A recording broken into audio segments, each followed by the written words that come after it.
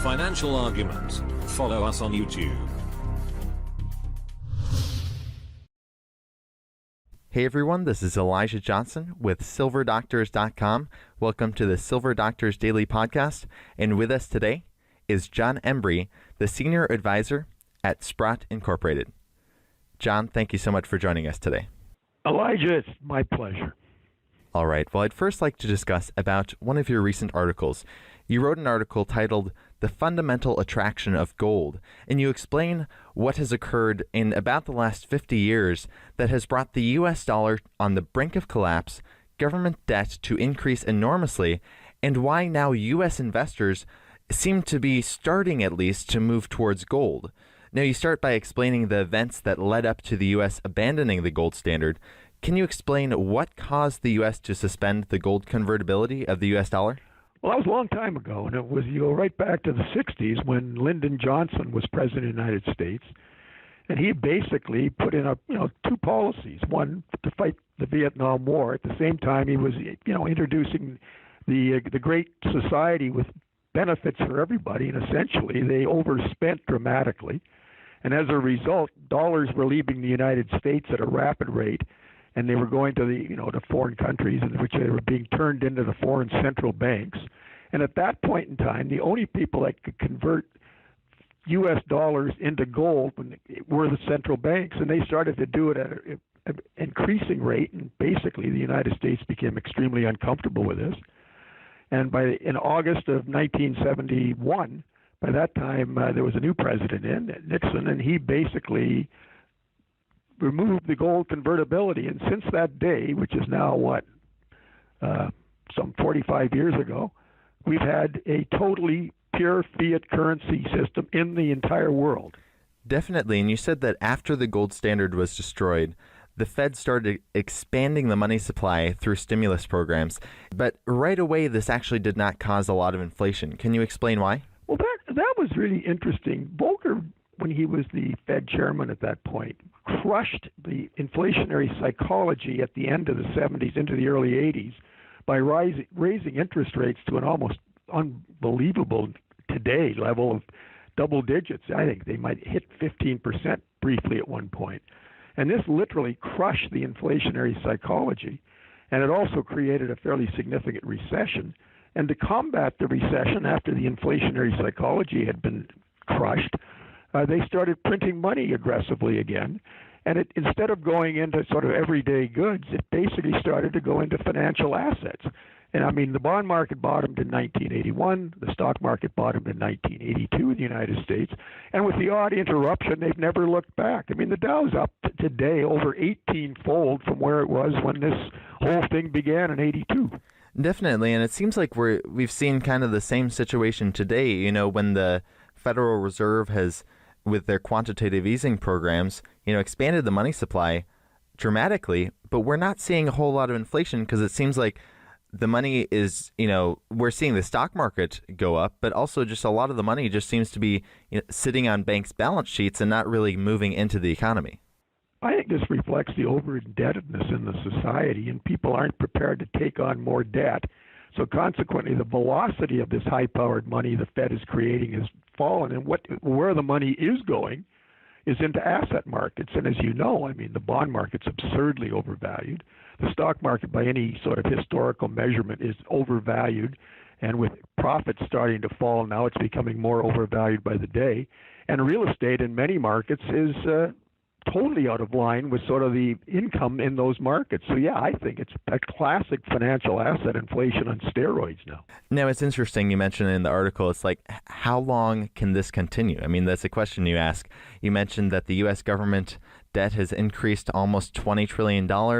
And if we include all the unfunded liabilities, that is actually, you say, is anywhere from $85 trillion to $175 trillion. And if you factor in that the U.S. GDP is around $18 trillion, so basically there's 4 to 8 times the amount of debt than our GDP. So asking the question that you asked in the article, now I'm going to ask it to you. How long do you see this is able to continue?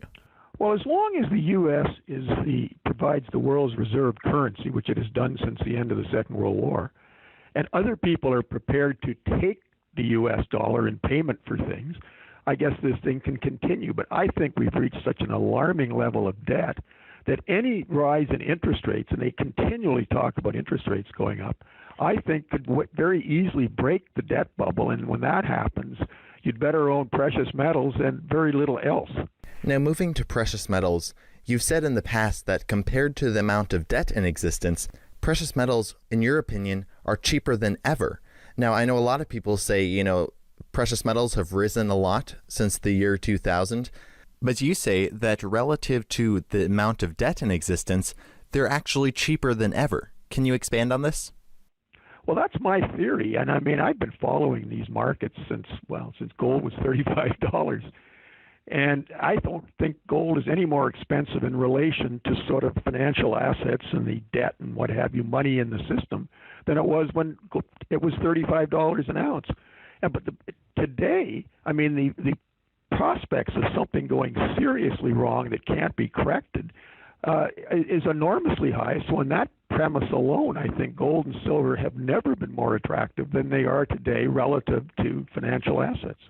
Now, what is your perspective on what percentage of investors right now are moving into gold and other precious metals such as silver? And do you see this percentage rising in the future?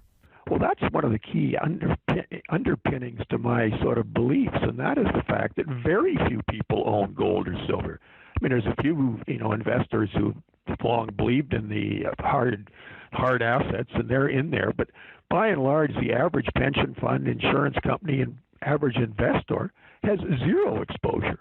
And as a result, when this thing starts to move, there's so much money that can be converted from other assets that's why I think the upside potential in both these metals is beyond most people's, comprehension. Now, you've said that the move that we're going to see in the precious metals, the move that you're predicting, will basically dwarf the moves that we saw in the 70s and 80s bull market, the gold bull market in the 70s and 80s. Why do you believe that? Well, as I said, I think the conditions in the system now are far more dangerous for sort of traditional assets, bond stocks and real estate. Very few people are invested in gold. There's not really much gold and silver in the world when you sort of compare it to the amount of financial assets. And if suddenly a move starts to, gets underway and a lot of this money and other assets starts moving towards gold and silver, I think the impact on the prices could be astounding. And I mean, as you know, this has been blunted in the short term by the action of the bullion banks and what have you, have sold unbelievable amounts of paper gold and silver, which has no backing whatsoever. There's no physical behind it. And I think that'll just add fuel to the fire when it gets underway, because most people are going to realize they've been hoodwinked in a Ponzi scheme. They don't own gold and silver when they have these paper products. All they own is a piece of paper saying it's gold and silver. So, there's just a lot of things that could go right for these two. And right now, this is, I think, the best opportunity to get involved maybe ever. Now, you talk about how some people just own what's considered kind of paper gold and silver, such as like ETFs and exchange-traded funds. Or futures or anything. Right. What is your perspective on what kind of gold and silver people should own? Because, there's a lot of options. There's, futures and those things, but there's also mining stocks and there's also the physical metal. What is your perspective about what the best and safest options are? Well, there's three things. Obviously, the safest option is physical gold and silver, not held in the banking system where it can be sort of hypothecated and rehypothecated. You might not have your gold even though you think you do. So I think that physical gold and silver in your possession or in an extremely safe storage place is number one. That's the basis for your portfolio. And I think there are paper products like Sprott, for example, provides Sprott Physical Gold and Trust. All the gold and silver is there. I was just down at the Royal Canadian Mint last week. I saw it. So it's there, 100% backing the product. So there are some paper products that are backed. But The other thing where the leverage exists in the short run, when the gold and silver prices start to move dramatically to the upside, are the shares. Like the shares to me are extraordinarily cheap, even after the moves they've had since January. I mean, I've followed the shares, for going on 45, 50 years. And at the bottom in January, I don't think they were ever cheaper in history in relation to the price of gold and silver. Now, they've moved up a lot, but they're just undergoing a fairly significant correction here in the last month or two. And I think it's a wonderful entry point again, and I would encourage your listeners to take advantage of this because they're going to be very pleased when down the road. Now, what is your perspective on gold versus silver? I know a lot of people have pointed out that the gold-silver ratio is actually, it seems, compared to what it historically has been, is completely out of whack right now. It's, around 60 to 1. It takes around 60 ounces of silver to equal the value of 1 ounce of gold. But historically, it's been more like 15 or 10 to 1. Do you see us reverting back to that historical norm? Without question. I think what you're going to see, and it's actually 70 to 1 right now to be exact. But the fact is, when you get into bull markets, I think that silver comes into its own. And that's when you get these, declines in the gold-silver ratio from current elevated levels down to 10 or 15 to 1. So just for the sake of argument, if this happens, say gold tripled, well, I mean, silver could go up tenfold.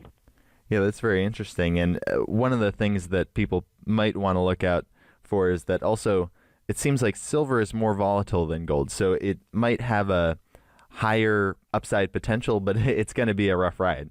Well, it has been a rough ride. If you had told me even 2 months ago that gold would be back trading just north of 17, I would say that would be impossible. But this is just testimony to the power of these bullion banks and what have you that can sell enormous amounts of unbacked silver paper. And this is what's happened. So I would say that, silver at $17 today or $17.30, wherever it is a spectacular buy. I think it's as cheap as it's ever been in history, and I can't encourage people not to buy it. I mean, as you know, silver's called poor man's gold, and I mean, big money goes into gold because they can't get enough into silver. But the fact is, when this thing gets rolling, then the money comes from everywhere, and silver will be the destination for a lot of money, and that's why the gold-silver ratio will fall significantly. Now, before we let you go, I was just going to end with a quote from you, and you can add to it if you'd like. You say that every day that life goes by and there's no disruption, I consider that a bonus. Did you want to expand on what you mean by that? Well, that's it's the old saying, Elijah, be careful what you wish for. I mean, we may get extremely wealthy in gold and silver, but I think the social implications of what could happen if this debt pyramid collapses could be horrific. And that's why I say, my attitude is very simply to enjoy every day, because there's no guarantee that we're going to have this nice stability that we've enjoyed for the post-war era, really, ad infinitum. I think it could change dramatically if things went terribly wrong in the financial and economic world. And I think, unfortunately, that's exactly what's going to happen. All right. Well, John Embry, thank you so much for joining us today. Before we let you go, did you want to share with the viewers where they can find you and any last thoughts you'd like to add?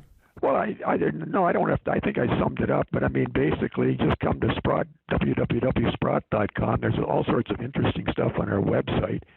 And, I think we probably have the best gold-silver platform left in North America. So I would encourage people, if they're interested in this subject, to get in touch with us. All right. Once again, thank you so much for your time today.